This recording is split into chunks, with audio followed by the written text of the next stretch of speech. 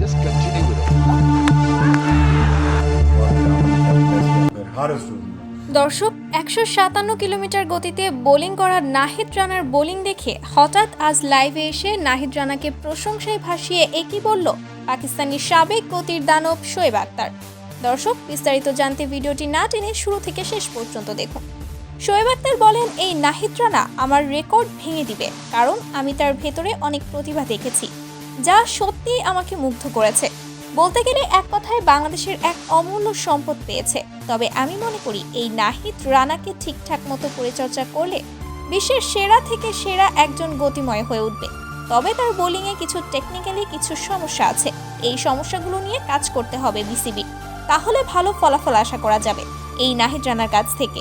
দর্শক, প্রথমবারের মতো আফগান সিরিজে ওয়ানডে অভিষেক হয়েছে তার। এর আগে শুধু টেস্ট ফরম্যাটে গতির ঝড় তুলেছেন, যার কারণে ওয়ানডে ফরম্যাটে তাকে সুযোগ দেওয়া হয়েছে। তো দর্শক, আপনাদের কি মতামত এই শোয়েব আখতারের এমন পরামর্শ শুনে? তা এই বিষয়ে জানিয়ে দিন আমাদের ভিডিওর কমেন্ট বক্সে।